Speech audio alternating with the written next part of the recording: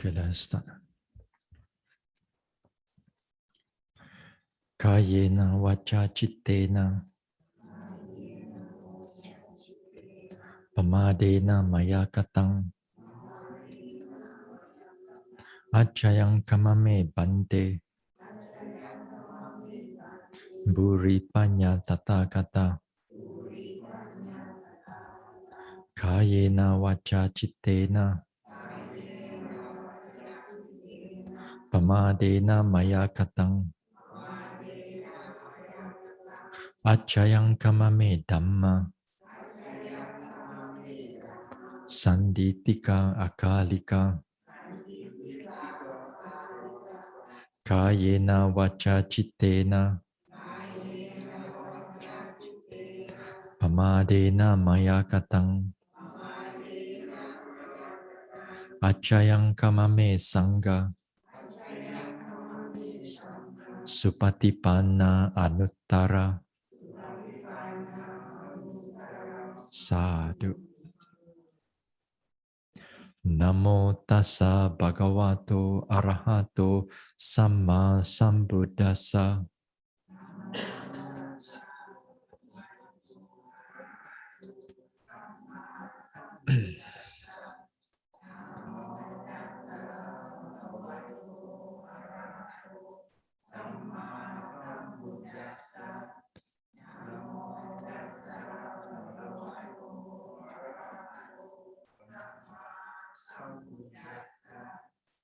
Buddhang saranang gacchami.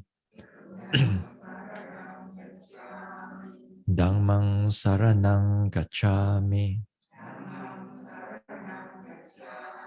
Sanghang saranang gacchami.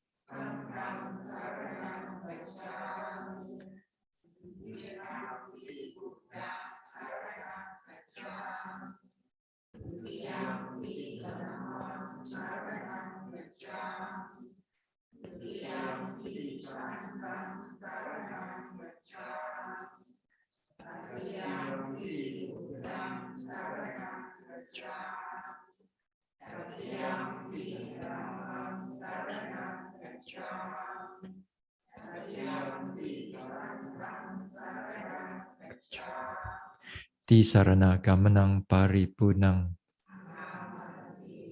panatipata veramani sikkhapadang samadhiyami.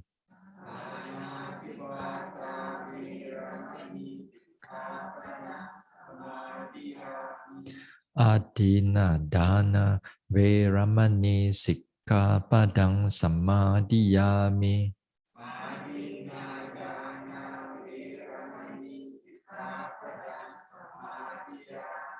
Abrahmacharya veramani sikkhapadang samadhiyami.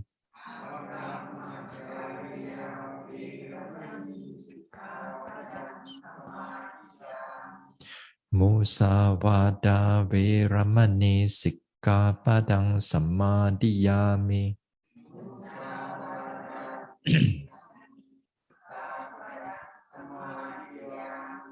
Surameraya majjapamadatthana veramani sikkhapadang samadhiyami.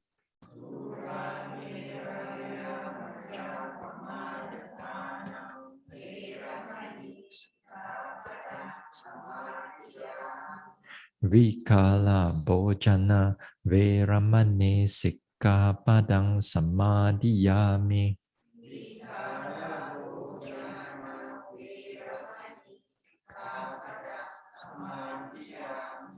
Nacha Gita Vadita Visuka Dasana Malaganda Vilepana Dharana Mandana Vibhusanatthana Veramani sikkhapadang samadhiyami.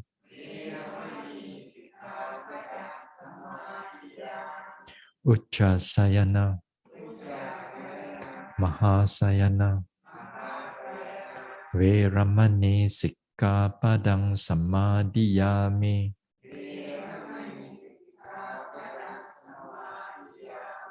Idang me silang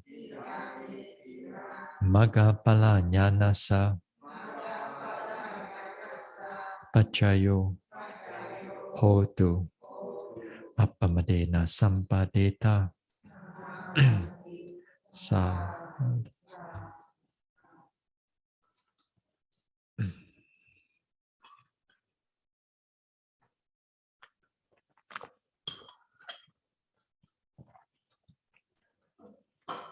Sorry. Slightly. Okay.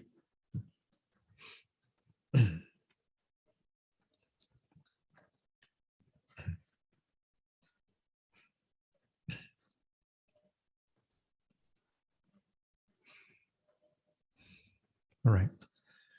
Now tonight we'll start off with a guided on Upeka, equanimity, one of the 4 Brahma Viharas, the last one. Now, doing this equanimity, then the mind learn to be stable, not excited, not go into thoughts, but stabilize in the middle with understanding and wisdom.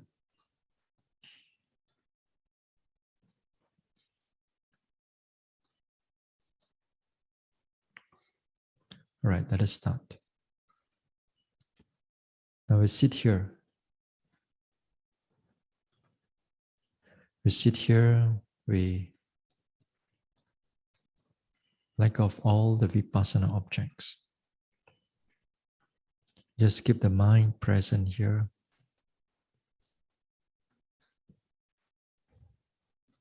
Keep the mind free, calm and peaceful.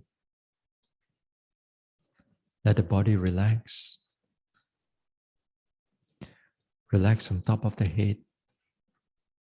Any tension, fatigue, tiredness, we let it all go.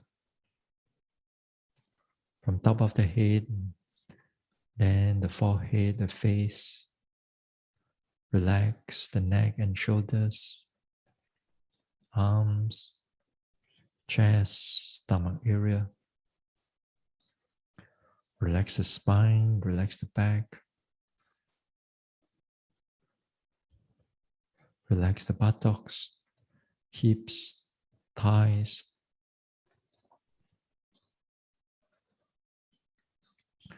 Relax the knees and calves. Relax the soles, ankles, toes. So relax the body. Keep the mind calm and, and alert.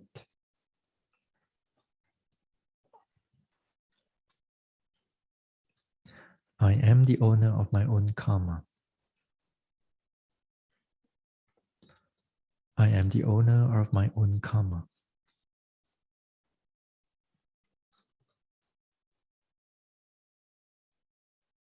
Whatever actions,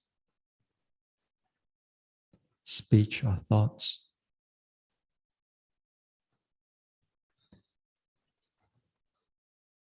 then all these actions, all these intentional actions, speech or thoughts, give rise to resultant. Happy resultant or unpleasant resultant.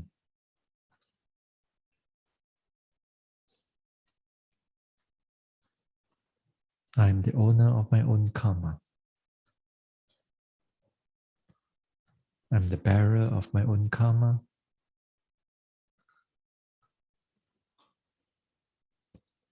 Karma is my closest relative.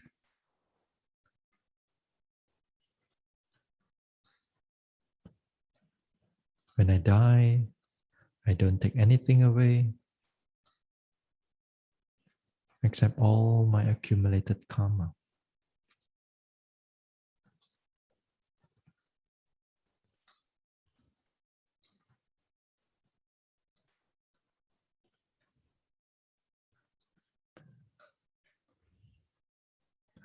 I'm subjected to birth, aging, sickness, and death. I'm subjected to birth, aging, sickness, and death.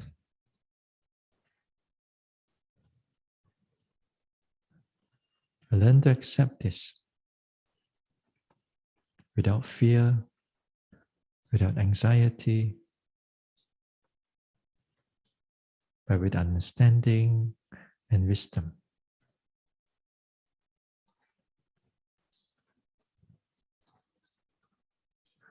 I am the owner of my own karma. I'm subjected to all my intentional actions, speech, or thoughts,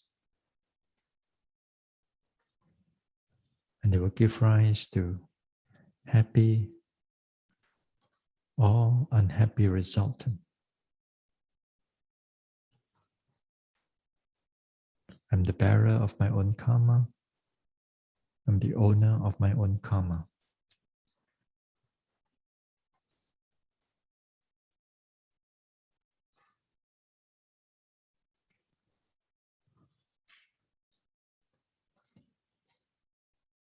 Birth, aging, sickness, and death. May I able to learn to accept them without fear, without anxiety or depression, but with understanding and wisdom.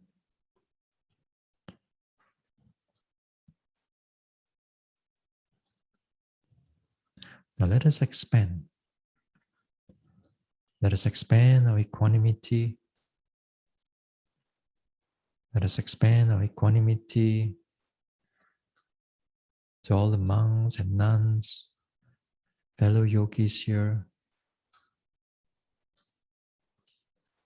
to all the Dharma helpers, Dharma workers, volunteers, to all the donors, sponsors, to all the garden devas of this center, to all the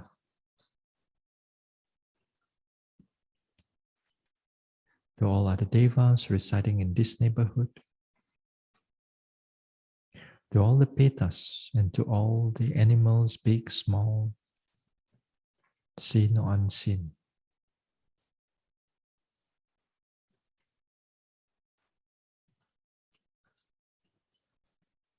They are all subjected to their own karma. They are the bearers of their own karma. They are the owners of their own karma.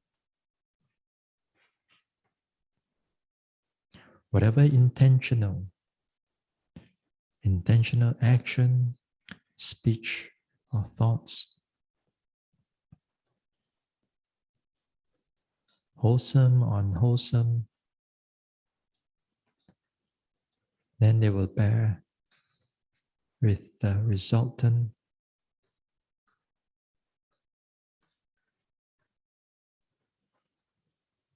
happy or unhappy resultant.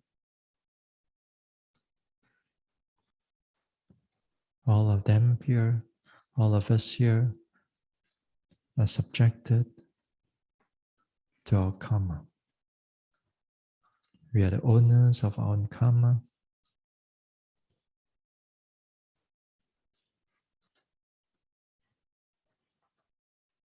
We are the bearers of our own karma.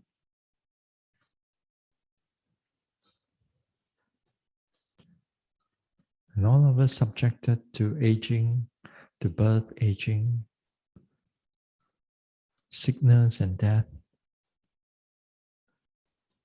May all of them able to accept this.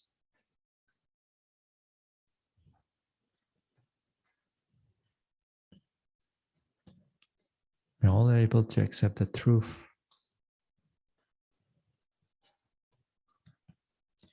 Without anxiety, without fear,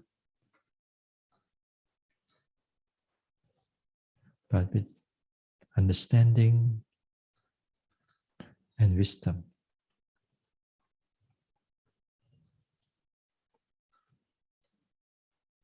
So all of us here are subjected to our own karma.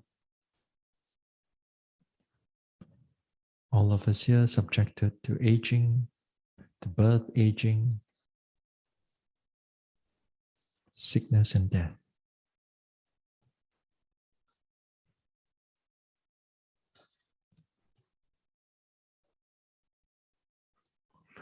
Now let us expand. Let us expand the equanimity, reaching out to all the beings in this country,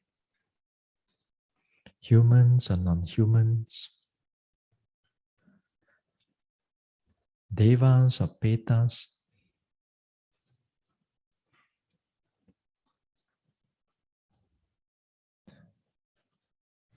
animals big, small, far or near, seen or unseen. All beings in this country are subjected to their karma. All intentional actions, speech or thoughts will bear the fruit of happiness or suffering.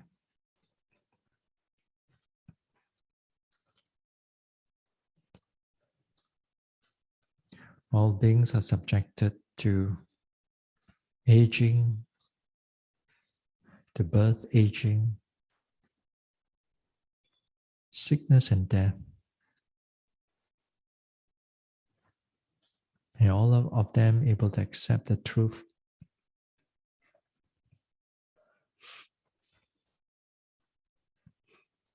May all of them able to accept the truth of life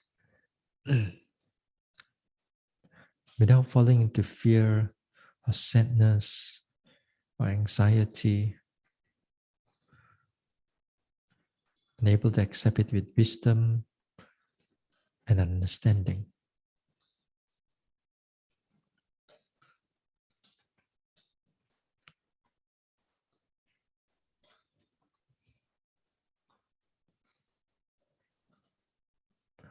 All beings in this country are owners of their own karma.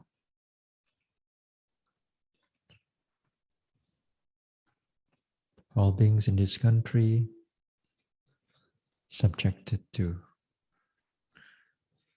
the birth, aging, sickness and death.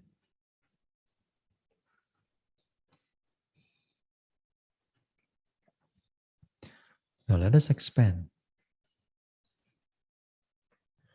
Let us expand our equanimity to all the beings in this world,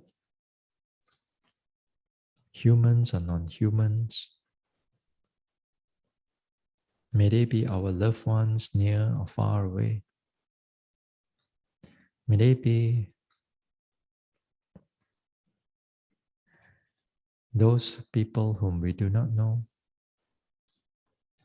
or to those whom we dislike or those who dislike us. To all the guardian devas of the Buddha Sasana, to all other devas residing in this world, and to all the petas, to all the animals, big, small, far or near, seen or unseen. All beings in this world are owners of their own karma.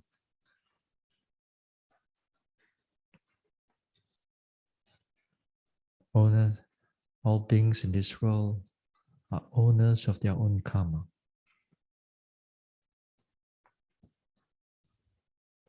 Whatever wholesome actions, speech, or thoughts will give rise to happiness. Whatever unwholesome action, speech, or thoughts will give rise to suffering. All beings are the owners of their own karma.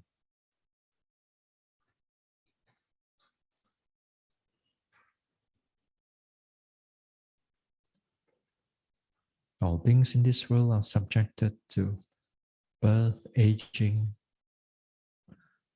sickness, and death.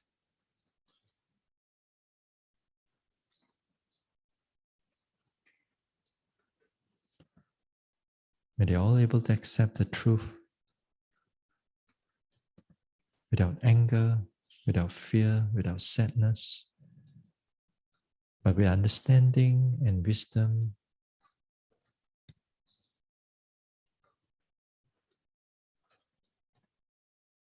May all beings able to live in peace, with understanding and wisdom, and not in fear, not in anxiety.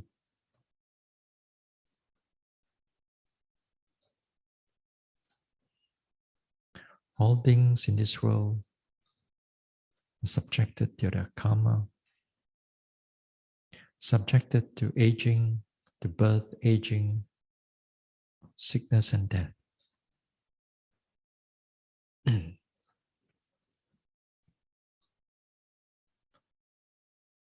Now let us expand, reach out the equanimity to all beings without exception. Reaching out to all beings without exception.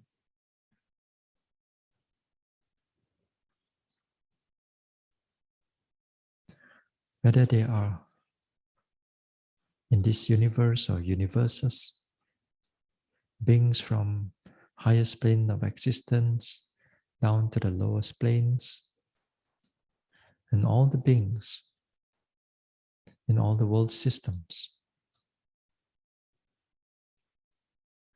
All beings without exception. They are the owners of their own karma.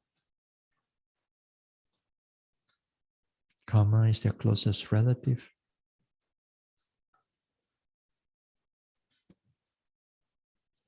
Whatever wholesome deeds they have done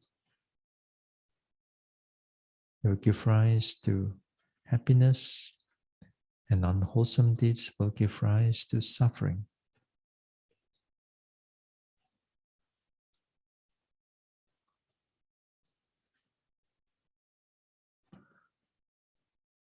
All beings are subjected to aging,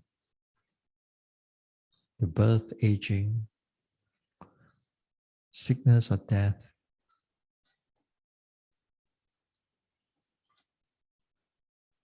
Are subjected to this truth.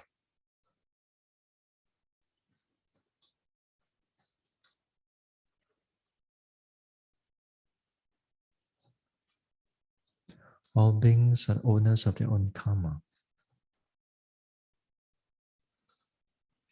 All beings are the owners of their own karma.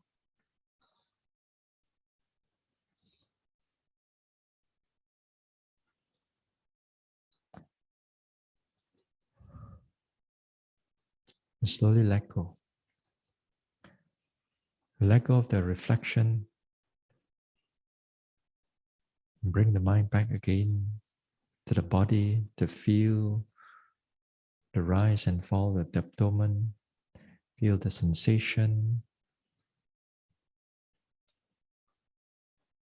Feel the here and now. And then we can slowly open our eyes.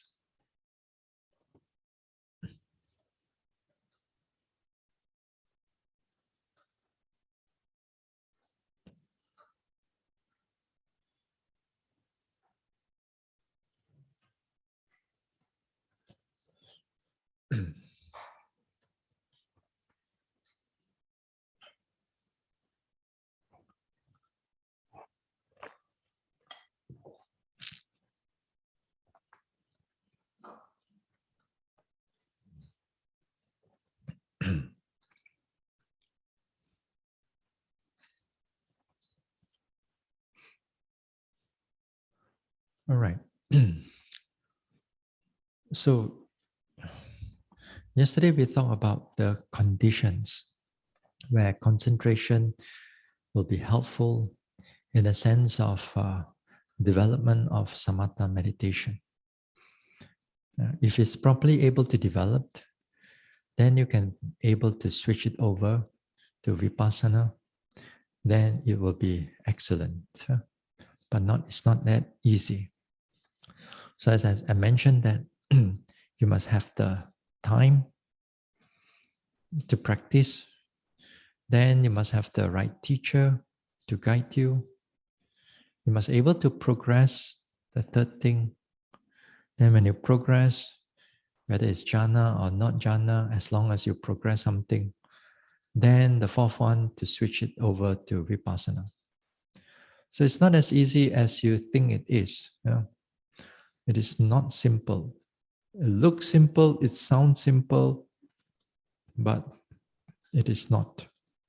For most people, is that even they can progress, but the switching is not easy. Switching, you've got to make a lot of effort because this is changing a stream of the mind, how you pay attention to an object. Now, tonight we'll look into another area where one has to be skillful in picking up objects. In the samatha, also usually they have a title called skillful in the signs. Skillful in the signs, S-I-G-N, sign.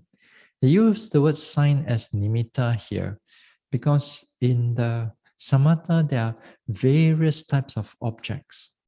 There's so many types of object. That object can be in-breath, out-breath, can be metta, can be upekkha, can be this, can be that, can be what else? So many different things. And then not only that, then if you take up an object, some object comes with mind-created object, some doesn't come with mind-created object. Nimitta, usually use the word nimitta for that. But nimitta has a wider understanding, not just only mind-created object. So that area is a big area that we can talk about if you are a samatha yogi. But since we are not a samatha yogi, then we leave those things aside. We leave those things aside because what is more important is that you must be skillful in picking up the vipassana objects. If you're not skillful in picking up vipassana object, then you're going to have a hard time do this vipassana development. There are various types of objects in vipassana, and not only various objects, but the various characteristic of the object. And not only different objects have different characteristic, but a single object also got its different characteristic. So therefore there are various types of object, and therefore the mind has to be skillful. You don't have to know all of them. Because if you want to be skillful in all of them and sekali you want to start like that, then it's impossible for you to start off with vipassana. Skillful in an object means that in the beginning of a practice, a yogi must be skillful in a number of objects. More simple objects. And not too complicated object. Because for a beginner, this is something you need object for the mindfulness to arise, and the mindfulness to arise, for the concentration to arise, for everything to arise. If you do not know how to take up these objects or to hold these objects, then you cannot do this meditation, this vipassana. Huh? Now, in the beginning, yeah, you must learn to take up some what is called the primary object. Then you also learn to know what is the secondary object also. Here, the primary object that what we are doing here is the rising and falling of the abdomen. Okay, the rising and falling of the abdomen.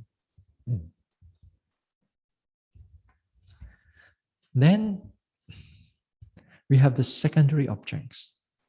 Secondary objects like sitting and touching, like the pain, like the thinking, like the itchiness, like the heat, like the cold, various all other objects, we fall it under secondary objects.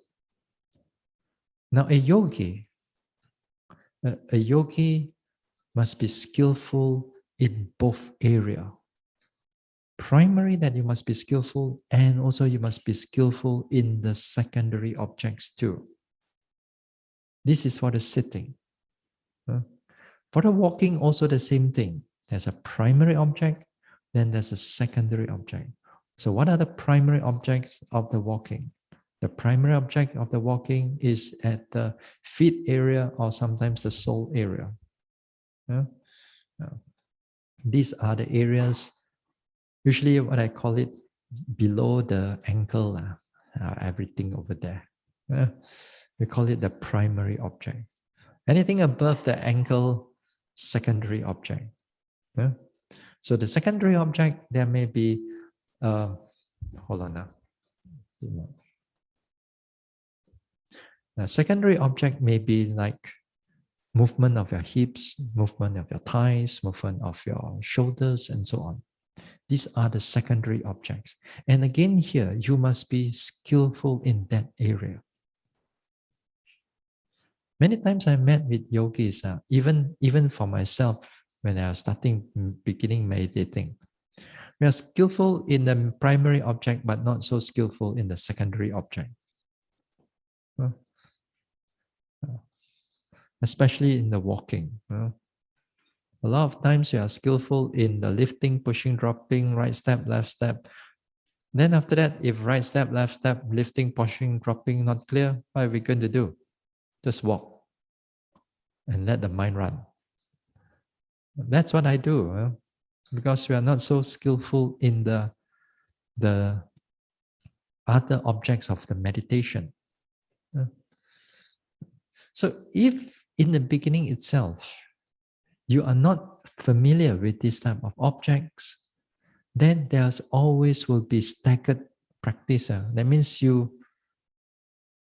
the primary object is clear to you. Then when things are not clear, then what are you going to do? Wait for the primary object to come in. Then one part of your time disappear. You cannot do anything. Then you wait for, oh yes, rising, falling, come back again. Then only you start noting again. And with that can be a problem. Then the whole mindfulness is not continuous.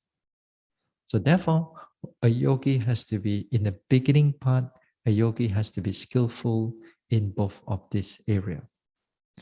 And also, we are not even touching on the daily activities. This is, again, is an area that a yogi must be skillful also. Now, skillfulness means that you must learn how to take up the object, and also what are the conditions that to set up the mind so that the object is clear to you. If you do not know how to make the mind clear, then the object will always be blurry, nothing much. Now, all these things are called skills. These are all the multiple skills that you need to have in order for the objects to become clear. And also, therefore, when the object is clear, then also the mindfulness is continuous. Both area we need to develop them. Yeah? So again and again, in other Dhamma talks, in the past Dhamma talks, in the beginning part of the Dhamma talk, I taught again and again that a yogi must learn how to able to note the objects clearly. Like for example, in the walking meditation, that first phase, second phase, third phase, or whatever phase that you want to do, as long as your mind is alert, as your mind is able to follow the objects clearly. And some yogis, sometimes they don't really listen to the instruction. They straight away, like for example, in the walking meditation, straight away they go very slow already. And the whole walking, they go super slow. There's no such thing as relaxing the body. So because of that, many yogis get problems with development of the walking meditation. Cannot develop. Objects are not clear. Over time, you do like that. When the walking meditation cannot develop, you will give up on the walking meditation. You will give up in the sense that just walk lah, just walk. And then after that, immediately they want to go and sit. Because to them, sitting is more important than the walking. So because of that, then the sitting doesn't improve. Vipassana doesn't improve. Why? Because the condition for the mindfulness to arise, the strong condition, is not well developed. So not well developed, then they come to the sitting. Sitting is not clear. After some time, after a week, after 2 weeks, after 3 weeks, progress is not going any more further. So when the progress doesn't get any more further, then after that, your confidence, your faith, your saddha towards the meditation is slowly depleting. When it's depleted, then after that, you give up on the meditation. You give up on meditation and you seek for something much more easier than this. So it's not easy. It is not easy, but one has to make an effort. So here, a yogi must learn to notice the objects. Notice the object, that means you notice its characteristic. Hard, soft, warm, lifting, pushing, dropping, the movements, how it goes higher, drop, and how it goes faster, a little bit, slower, a little bit, whatever sensation is going on there. So these are the primary objects that you have to be skillful. Then after that, you have to be skillful in the secondary objects. Then the secondary object you have to be skillful in. You must learn to take up. Sometimes the primary object may not be that clear. So take up a secondary object like your hips are moving, shoulders are moving, or your hands are warm, or some thighs are moving, or your knees are moving. There are so many moving parts during walking meditation.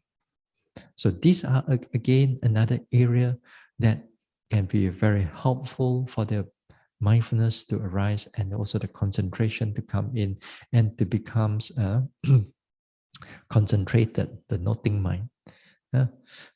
So these are the things that in the past I've mentioned in so many ways to us to make sure that the yogis know what to do with these type of objects.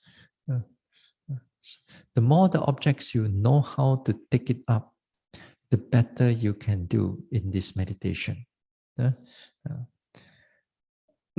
Like in a sitting meditation, also the same thing. Many of the yogis that I've known, not here, but in the past, they are just only rising, falling yogis only. As I said, they are not vipassana yogis. They are good in rising and falling, but they are not so good in other objects. So when they are not good in other objects, they only take up the rising and falling. And then because of that, because of rising and falling as you all know, is not going to be clear all the time. It's going to be like, it's going to fluctuate. Sometimes it's going to be there, sometimes it's very faint, sometimes it's quite clear, and sometimes it's faint again. In the beginning part in your retreat, if you are a beginner, then a lot of time is going to be very faint, not clear. So you must learn to take up other objects. But what is good is that you must learn that while we are doing over here, in this type of vipassana practice, dry vipassana practice without the samatha, sukha vipassaka, dry vipassana practitioner. So in a dry vipassana practitioner or dry insight worker, they call it. Then this type of practice, we need a lot of your walking meditation and your sitting meditation. Your walking meditation and your daily activities to do those things right in order for the sitting to become clear. Yeah. So a lot of connections. There's no such thing as they just come in without all these connections. The connection is so strong. So therefore, when you do this sitting meditation, again and again, as a beginner, you drive the mind, you direct the mind to the rising and falling of the abdomen. To direct it there, then again, you use the labeling. Now, when object is moving, follow it as best as you can, observe it as best as you can, see whether it's long, short, and so on. Now, here, when you take up the object, you begin to see the characteristic of the object. The characteristic of the object. Then when you see this characteristic of the object, then good.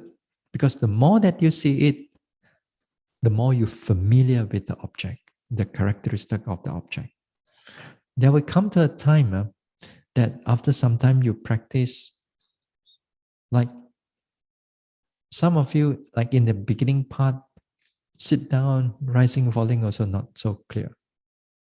But after some time, some retreats and some progress later, the moment that you sit down, rising, falling is already there, very clearly for you to see. But it may not last long. The problem is this nature of this rising, falling, they may not last long. Then the time when things are not clear to you, a yogi must learn to take up secondary objects. Now, in the secondary objects, the sitting and touching is very important for us. It's so important for us that, as I said, the sitting and touching, you can able to learn up. And then in the beginning part, when you learn to do this sitting and touching, it's like learning how to take up the object from this object to the next object, to the next object, to the next object.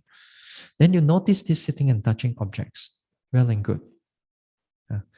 But then later part, when as you develop further, skillfulness in picking up this object, we applied it into when we are drowsy, or applied it when we are in a lot of agitation of the mind.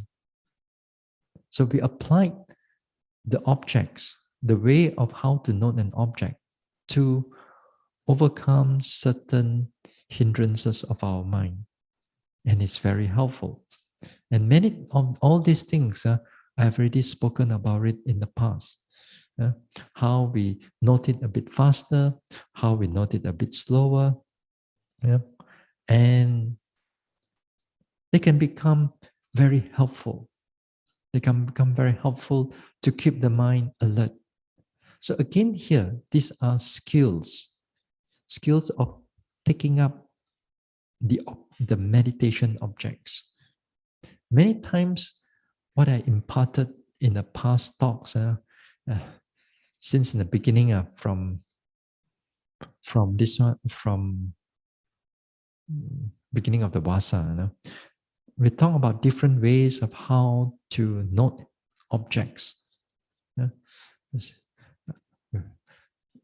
So many different ways. We cannot even cram it in one talk. But what I'm saying that all these things that you learn it up again and again, you tried it, it become part of your understanding and part of your growth. Because in the future, you're going to need these skills again and again. Every retreat that you're going to come, you need to overcome them. For example, if the sleepiness come in, you think this retreat only are sleepy. You think in the future retreat no sleepiness anymore. Yeah. So in other words, you have to use the skills to overcome them. The agitation of the mind, again, you have to learn to note how to use them. So many ways. So all these things are that the more you train, the more you become aware of the nature of the thinking mind, the aware of agitation mind, restless mind, sometimes memories, sometimes planning, and so on. Yeah? You begin to become familiar with them. And then the more that you are familiar with these objects, then the more mindfulness become continuous. Then that time it doesn't fall into unmindfulness, doesn't fall too much into the thinking or planning or too much into the emotional states and so on. So these are important. These are really important. Perhaps, I know in the past when I went to different retreats and so on. All more or less, people teach. A lot of teachers, not all teachers, but number of teachers only teach how to not rising, falling, and here. Then after that, all the Dhamma talk is on theory. Everything theory sometimes may not be so relevant to the yogi, although it's still Dhamma, but sometimes may not be so relevant to the yogis. So again, here sometimes when I go to went to these type of places, well, it doesn't gain much. But we respect them for whatever they're teaching. But for myself, I don't gain much. So with this type of not getting it now, so I tried here and there. Try. Yeah. Therefore, here some of the skills are that you must learn to take it up. Yeah. Especially how to notice all the characteristic of the object in the beginning. You must learn to how to notice the pain. Again, sometimes noting or explaining how to note the pain. I think for this retreat, I talk about it just on the pain alone. Talk about whole talk, 1.5 talk. I continue tomorrow again. Yeah. Just on pain only. Yeah. Because before even you note the pain, a lot of us have a wrong conception of what pain is, what you should do with the pain. Again, here, so many finer things that we can able to look into it. So you got to learn to take up all these type of objects. So this is one area for beginner. And it's already a wide area to cover. It's a wide area to cover. It's just only for beginners this area. Because as you go into deeper aspect of vipassana, the skills of taking up an object is quite different from the beginning part. Because it may come to a time that your rising and falling is not rising and falling anymore. But it's still there, but not rising and falling anymore. Because you begin to notice the different characteristic of a rising and falling. And this type of characteristic of rising and falling, it comes in a lot of changes that is happening. Its characteristic and how they change is very different. Objects may may not be all the time going up and down or going forward and backward. Objects may be start to change and change and change. Like it's going sideways, it's going round and round, and going into haphazard manner. You are not sure whether you are noting rising and falling or not, but somehow or another, it's still something moving there. Yeah. Again, these are characteristic, but it's different from the beginning already this time. Yeah. And sometimes this rising and falling as if like, or you thought now the rising and falling, then it starts to come into the heart area, rise and fall, rise and fall. Sometimes you come to the face area, come to the head area. How come the rising and falling? I thought the stomach go to the head. Again, here, the changes of things are happening in so many different ways. And these are characteristics that a yogi must be skillful in taking up also. If the yogis are not skillful, then doubt will come in. How come rising, falling and go to the head one? Cannot be. Rising, falling in the stomach area, how can it go to the head? Then you close your eyes again, hey, still in the head area. Then after that, all your doubt and everything comes in and say, then you're not sure, am I noting it right or am I noting it wrong? In other words, you're still not skillful in taking up those objects. You're still doubting of the objects because you're not familiar with the objects. In other words, when you're not familiar with it, your mindfulness gets disturbed. Your progress gets disturbed just because you're not familiar with this type of object is happening. Sometimes you notice objects that keep on turning and turning and turning. Then you open up the eyes, you try to look. No, object rising and falling is still there. But the moment you close your eyes, it's turning and turning and turning again. Then so who is right? You are right, or the object is right.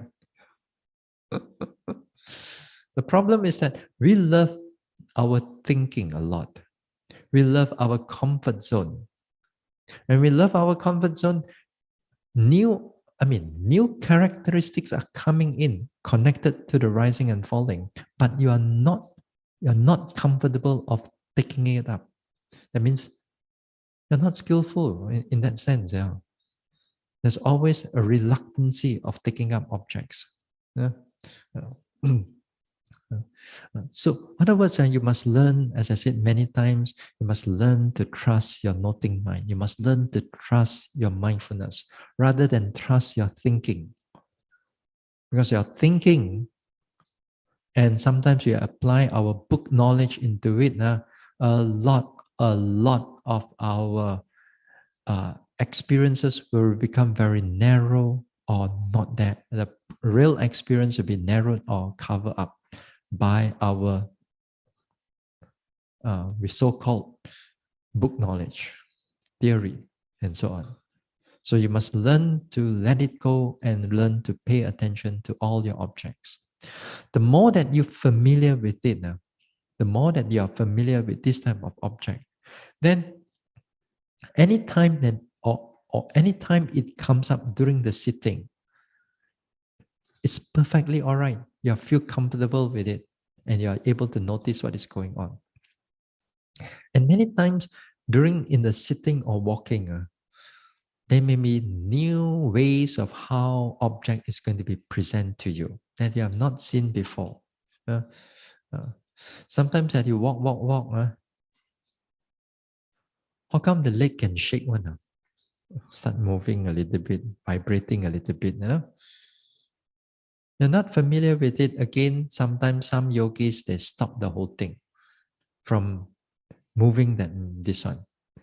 No, if just a little bit of movement, vibration there, then it's okay. It's perfectly all right.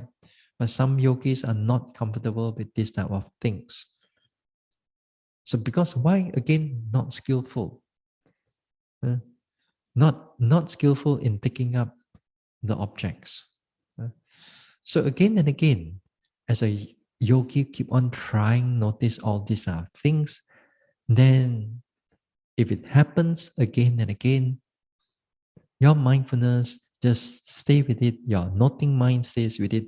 Very quickly, the whole mind gets concentrated. Yeah. So too, like sometimes as you go into a number of more and more retreats, more and more progress, sometimes you know before the sitting and just before the sitting or immediately during the sitting, there's a change in the concentration. Before the sitting, you are just slowly going down and everything.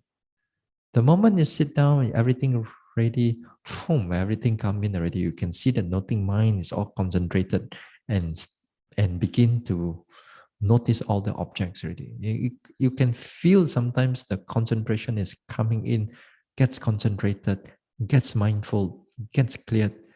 Everything becomes real. I mean, everything can become balanced and sharp and penetrative. And all the object starts running here and there and changing and so on without coming in all the thoughts and thinking. Yeah? So, in other words, you are skillful in the objects. So, mindfulness, concentration becomes continuous. Yeah?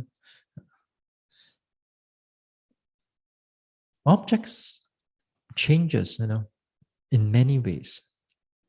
Sometimes, even like you doing your sitting and touching or doing rising, falling or doing walking, then suddenly you'd walk. You feel that as if like you're not noting from this body, but as if like you're noting from outside. Yeah. How come you can see yourself? As if like you're sitting here, but the noting mind as if it's on the outside, looking inside. Then it says, there's something wrong. I think I chow for yak more already, something wrong. But again here, you're not familiar with it. Again here, sometimes this thing happen. Then when this type of way of noting happen, we sense that we as if like our spirit is coming out, our soul is coming out, whatever nonsense is coming out, that out of mind and body experiences, that what you read so much nowadays. Uh, this is no, this is just the nature of the mind only. And all these things is just pay attention to them, and don't try to think about them. Just if it comes in next time like that, it's just another aspect of anatta only lah. It's just another aspect of anatta. It's trying to show you something, but because you're not familiar with it, then you're already covered. That means the truth is being covered there just because of that. Our thinking so much. So that means, in other words, you're not skillful in taking up the objects. That means when it's not skillful, the mind gets shaken. Shaken, that means mindfulness gets dropped. Yeah. So there's a lot of things that's happening. Uh, Sometimes when you do something, when you're sitting or when you do your daily activities, and suddenly you feel that you're not the one who is doing it. There's feel like there is no I that is involved into it, as if like everything is just like mechanical like that. No sense of an I is there. Everything is just mind condition. The hands go on its own. You just know how to do it on its own, but the sense of an I just broken off for a period of time, for a period of time. But because of that, you feel very uncomfortable because all our life we live with this I, and the moment the I disappear, very difficult to live with it. Sometimes y'all can talk lah, non-self lah, no I lah, no this one, whatever you can talk. But when it actually happened to you, you get shocked. You get shocked. How come it happened like that? What is wrong with my practice? There's no solidness in my practice because there's no control there at all. But if you just learn to trust your meditation, then become familiar with it, yes, it becomes things are just carry on and things are quite clear. Yeah? So this is one thing. Now another thing is taking up of meditation objects also. It's also removing of certain misperception, wrong perception, wrong sanya, miccha sanya, wrong sanya. Wrong sanya comes in that, again here, we don't think of it as wrong because we've been living from it life after life. Every moment we live with it.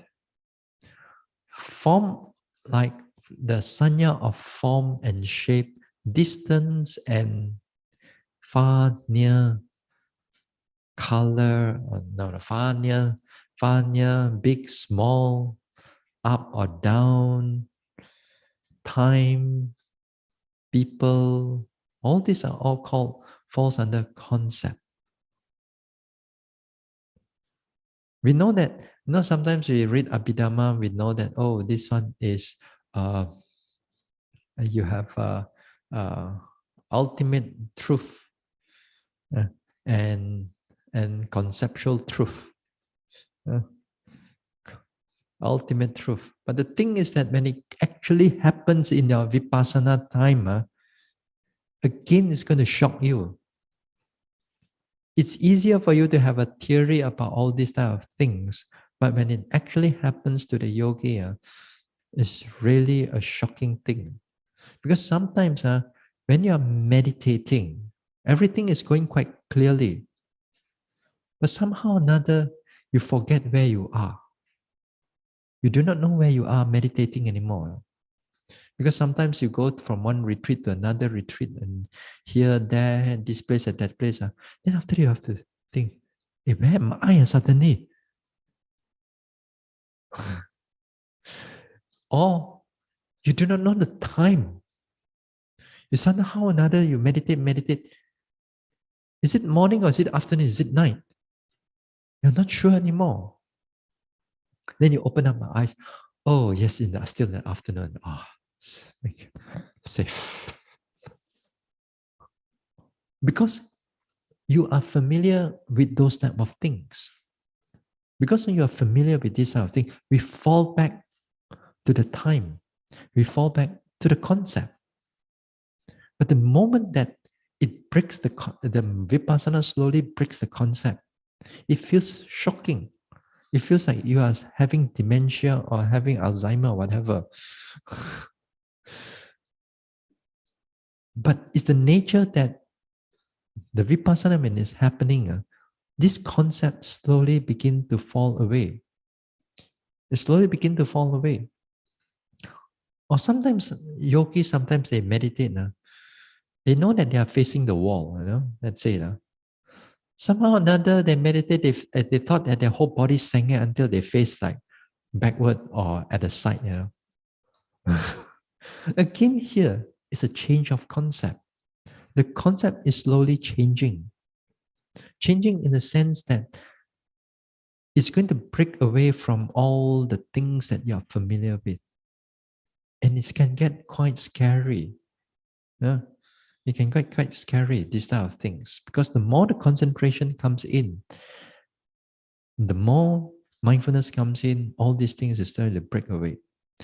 Then that time, also it comes to a time that sometimes your form, bodily form, your bodily form, you do not know whether when things is happening, you do not know where is it happening. Last time, in the beginning part, the pain come in. Where is the pain? The pain at the left buttock, directly at that particular point. You know exactly. Chun chun. But now, when all the concept disappeared, the pain is still there, the changes is still there, but you do not know exactly where it is. It's there, but you do not know where. Again, here, this is all dropping of concept. But say it's easy, but when it happens to you, you get shocked. You thought that the sense of this and that You do not know what is happening right now. How come the whole meditation is going into haywire? Am I doing it right? Am I doing it wrong? Well, you have an interview, fine. The teachers can guide you. If you, let's say you were meditating alone and this type of things happen, who are you going to look for? Yeah. Then it gets shocking. You thought that something is happening to you, or the vipassana is making you mad, or the making you crazy, and or the vipassana is making you lost with the sense of the world, Yeah. As if like we cannot function anymore. All type of things is happening because also it depends on how strong you're attached to with all these stuff things in the world. Uh, So a lot of things are even the form. For example, when you meditate, and sometimes in the beginning, the head is here, shoulder is here, chest is here, stomach is here, back spine, all the kind of like a form is there. But after some time, when you meditate deeper into it, all this type of form disappeared. Nothing there. It's just processes only. Bodily processes that's happening here and there, or the mental process also, everything here and there. So again here, you must learn to take up all this type of object that's happening in front of you. Yeah. And you got to learn to trust, as I said. You cannot, at that moment of time when it's happened, you cannot stop suddenly halfway, you get up, knock on my door, Bhante, what happened? Knock your head, go back and meditate. There are once in a blue moon, yogis get really shocked about this type of thing. But actually, you don't have to go in this thing. At that time, if this type of things happen to you in whatever way, shocking way, just pay attention to it directly as they are, not as what you think it should be. There will be times also, not only just this type of things happen. Then there'll be times also objects that's going to come in many times at one go. Many objects at one go. For example, like your pain. And in the beginning part, there's one taiko only, one big pain only. You cannot run away from it. The taiko is there. You better stay with it. You cannot run to all the other objects. But next time, and sometimes not next time. In other times, as you develop further, sometimes you notice that there are 3 or 4 pain come together, and they may come in slightly different intensity. Sometimes stronger intensity. Sometimes maybe there's numb pain here. There's a pressure pain there. There's a pulling pain there. All sekali datang, and they come in different intensity. And yet, your mind can able to notice them at one go. And again here, when it happens in this way, again here, when it presented to you in this way, you must learn to take up in that particular way. Don't go in again, fall back into your study that the mind can only take one object at one time. All those things you put aside. Let it show you whatever that's being presented to you over there. Trust your mindfulness rather than trust your theory. Then here, when it happens in this way, it changes.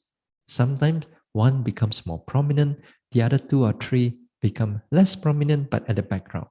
Then after that, again, the other one becomes prominent. Then the other 2 or 3 goes into the background. Then sometimes some yogis be thinking, if this object keep on changing here and there, how can I notice them more detailedly? Then how to progress like that? Then again here, the nature of being detailed in noticing is not necessary in a single object only. It is also in the change of object. That is the nature of the object is appearing to you. So when it's appearing to you in that way, Then you learn to take it in that way, because that time the mind is in this optimum level. The balancing of the mind is at optimum level. Object is in optimum level of clarity. It shows you in that way. You pay attention to them in that way. You don't have to think about in your past that I got only one object, I must look into it much more detailed. No. Change of characteristic right now. Characteristic is changing and you're noticing different characteristic of things already. Yeah. It's trying to show you something.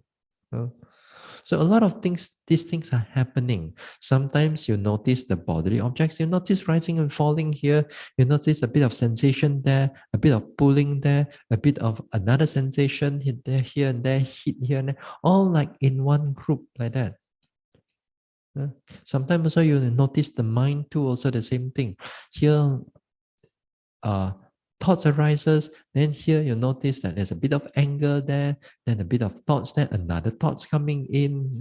You notice a group of thoughts coming in. When it happens in this way, when you notice that there's a different pain that's coming in, different objects are coming, different bodily objects coming in, you're noticing what we call the fourth foundation of mindfulness, Dhammanupassana. And inside the Dhammanupassana, there is five aggregates. Under the five aggregates.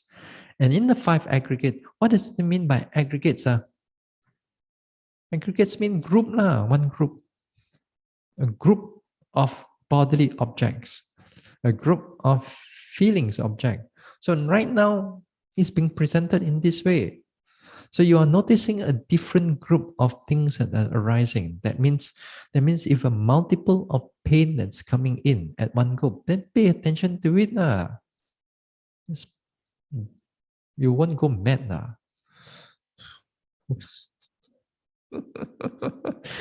It's just another phenomena of a different area of satipatthana only. It's just that a lot of times, of course, we don't go and talk about it so much lah. It's just that if in theory, next time, if you happen to notice it in this way, then at least you don't feel you're out of the water lah. You're still within the four foundation of mindfulness. Exactly there. So pay attention to all these type of things. You pay attention to this type of things.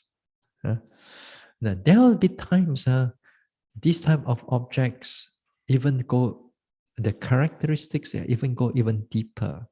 And deeper in the come to a sense that it is like arising and passing away moment after moment, moment after moment.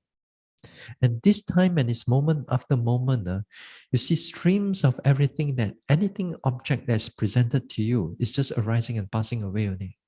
You cannot differentiate between which one is rising and falling, or which one is rise, or which one is fall, or which one is heat, or which one is cold.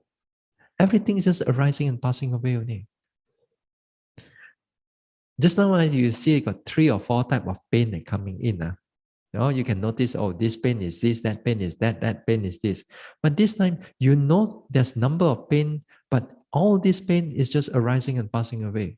And all the arising and passing away looks the same. Then this pain and that pain, you don't feel, you still feel painful, but you don't feel the difference in the pain. They're all just suffering only. No, they're just suffering only, arising and passing away. They come and go, come and go, come and go. They even come here to the mind also. When you notice the state of mind also, it's all arising and passing away only. Moment after moment after moment. You don't know even which thought coming in, but you know that the mind is passing through.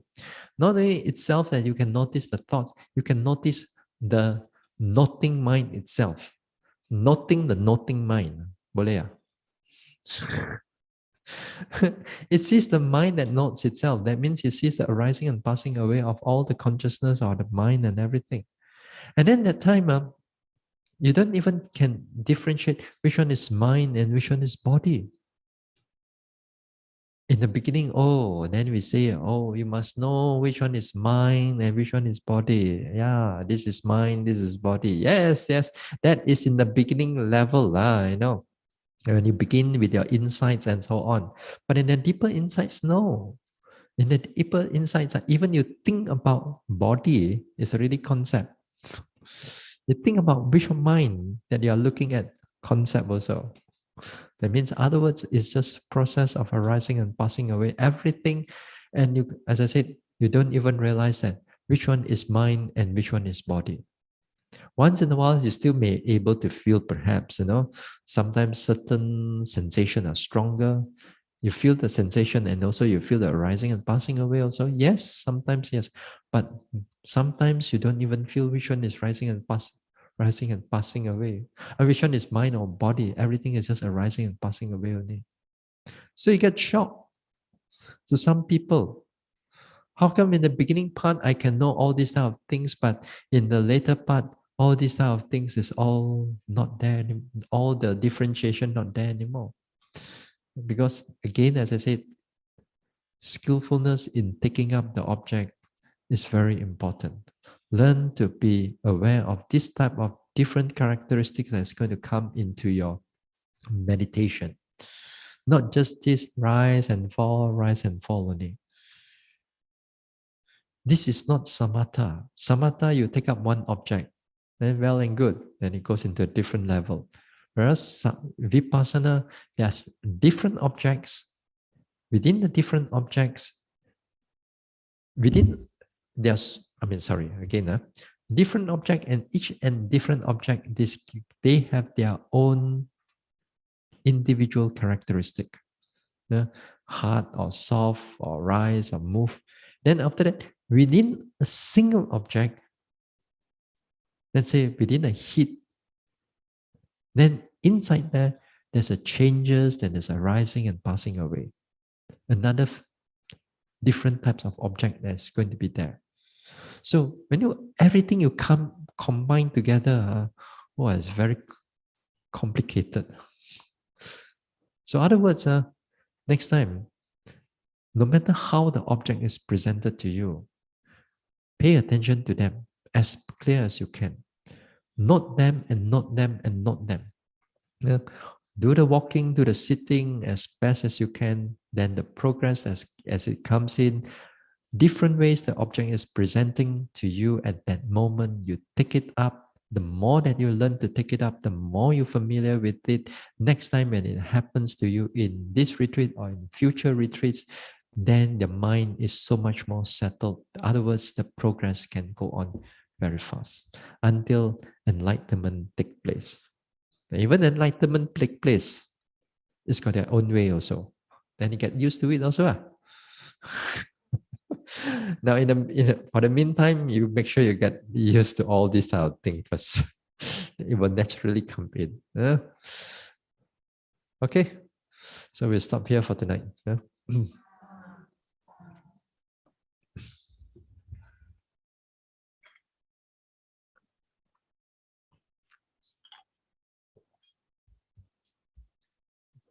Continue the talk on Thursday.